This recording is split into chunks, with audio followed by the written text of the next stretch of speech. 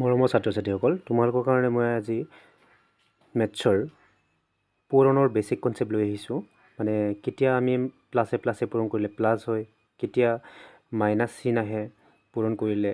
সেইবিলাকৰ বিষয়ে আমি ইয়াতে গম পাম সো গতিকে তোমালোকে ভালদৰে চোৱা ভিডিঅ'টোই প্ৰথমতে আমাৰ কি আছে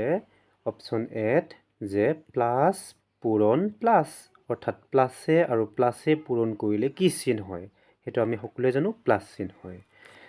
নেক্সট আছে বিট মাইনাছ পূৰণ মাইনাছ আৰু মাইনাছে পূৰণ কৰিলে কি হয় প্লাছ হয় এইটো কথা ধ্যান দিবা তোমালোকে এতিয়া চোৱা নেক্সট কি আছে সি নম্বৰত এটাত মাইনাছ আছে এটাত কি আছে প্লাছ আছে এতিয়া মাইনাছে প্লাছে পূৰণ কৰিলে কি হয় মাইনাছ হয় ঠিক তেনেদৰে এটাত প্লাছ আছে এটাত মাইনাছ আছে এতিয়া প্লাছে মাইনাছে পূৰণ কৰিলে কি হয় মাইনাছ হয় এই কথাটো আমি সকলোৱে হয়তো জানো আৰু বহুতে হয়তো নাজানো এতিয়া চোৱা তোমালোকে এইটো কেনেকৈ মনত ৰাখিবা প্ৰথমতে চোৱা এ আৰু বি অপশ্যনটোত চোৱা যে যদি সাইন একে থাকে হয়নে যদি সাইন একে থাকে তেতিয়াহ'লে পূৰণ কৰিলে সদায় কি হয় প্লাছ হয় এইটো ধ্যান দিবা ভালদৰে আৰু সি আৰু ডিত চোৱা তোমালোকে যে যদি সাইনটো বেলেগ বেলেগ হয় মানে এটা প্লাছ এটা মাইনাছ সেই আগতো থাকিব পাৰে মাইনাছ নহ'লে মাইনাছটো পিছতো থাকিব পাৰে সেইটো লৈ কোনো কথা নাই যদি মাইনাছ আৰু প্লাছ এনেকৈ থাকে বেলেগ বেলেগ চিন থাকে আৰু সিহঁতক যদি পূৰণ কৰা যায় তেতিয়াহ'লে তাৰ চিনটো সদায় কি হৈ যায় মাইনাছ হৈ যায় এইটো কথা তোমালোকে ভালকৈ ধ্যান দিবা এতিয়া চোৱা কাষৰ উদাহৰণত 2 আৰু 3 পূৰণ কৰিলে কি হয় 6 হয় এইটো আমি সকলোৱে জানো কিন্তু +6 কিয় হ'ল কাৰণ 2 ৰ আগত প্লাছ চিন আছে আৰু 3 ৰ আগত কি চিন আছে প্লাছ চিন আছে কিন্তু তোমালোকে ভুল ধাৰণা কৰিবা 3 ৰ আগত পূৰণ চিনহে দেখুৱা আছে এইটো নহয় একচুৱেলি 3 ৰ আগত কি চিন আছে আমি যোগ চিন আছে বুলি ধৰি ল'ম এতিয়া চোৱা নেক্সটটোত -2 * -3 মানে -2 * -3 যদি 2 য়ে 3 পূৰণ কৰা যায় এইটোতো 6 হয় এইটো আমি জানোৱে কিন্তু মাইনাছে পূৰণ কৰিলে কি হৈ যাব এতিয়া নে মাইনাছ হ'ব নে প্লাছ হ'ব সো মাইনাছে পূৰণ কৰিলে কি হ'ব প্লাছ হ'ব যেহেতু আমাৰ বি নিয়মত আহিছে এতিয়া চোৱা নেক্সটটোত এটাত আছে মাইনাছ এটাত আছে কি প্লাছ গতিকে 2 য়ে 3 পূৰণ কৰিলেতো 6 হ'বই এতিয়া সাইনটো কি হ'ব এটাত আছে মাইনাছ এটাত আছে প্লাছ গতিকে বেলেগ বেলেগ সেইকাৰণে পূৰণ কৰিলে কি হ'ব আমাৰ মাইনাছ হ'ব আমাৰ চি নিয়ম মতে নেক্সট কি হৈছে ইয়াতো সেই একে লাষ্টৰটোত এটাত প্লাছ আছে এটাত মাইনাছ অৰ্থাৎ বেলেগ বেলেগ চিন আছে গতিকে পূৰণ কৰিলে কি হ'ব ই মাইনাছেই হ'ব আৰু 2 য়ে 3 পূৰণ কৰিলে 6 হ'ব এইটো জানোৱেই সো এইখিনি আমাৰ বেছিক ধাৰণা এইখিনি ভালদৰে মনত ৰাখিবা নেক্সট আমি আহিছোঁ নেক্সট আমাৰ কি আছে ইয়াতে চোৱা এই অপশ্যনটোত 3টা মাইনাছ আছে নে পূৰণ হয় 3টা মাইনাছ পূৰণ হৈ আছে এতিয়া বাকী মানটো চোৱা একে 3 পূৰণ কৰিলেতো 3 হয় 3 হাতে পূৰণ কৰিলে কিমান হয় 21 হয় এইটো আমি সকলোৱে জানো কিন্তু 3টা মাইনাছ পূৰণ কৰিলে কি হয় চোৱা 3টা মাইনাছ পূৰণ কৰিলে কি হয় মাইনাছ হয় এইটো ধ্যান দিবা দুটা মাইনাছ পূৰণ কৰিলে যিহেতু প্লাছ হয় সো এটা মাইনাছ থাকি গ'লে নাই সেইকাৰণে প্লাছে মাইনাছে কি হৈ যাব নেক্সট মাইনাছ হৈ যাব নেক্সটটো আমাৰ আহিছে বি নম্বৰত চোৱা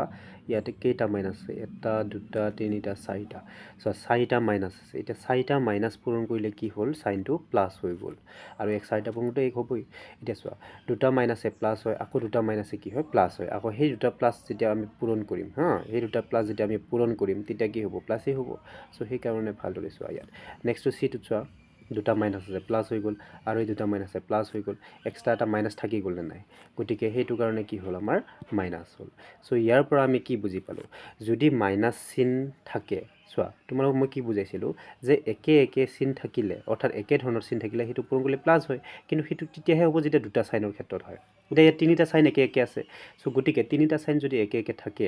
অৰ্থাৎ 3টা যদি মাইনাছ চিন থাকে তেতিয়াহ'লে আমাৰ মাইনাছেই হ'ব সেইটো প্লাছ নহয় কিয় কাৰণ দুটা মাইনাছে প্লাছ হয় আৰু এটা এক্সট্ৰাকৈ মাইনাছ থাকি গ'ল সেইকাৰণে মাইনাছ হৈ গ'ল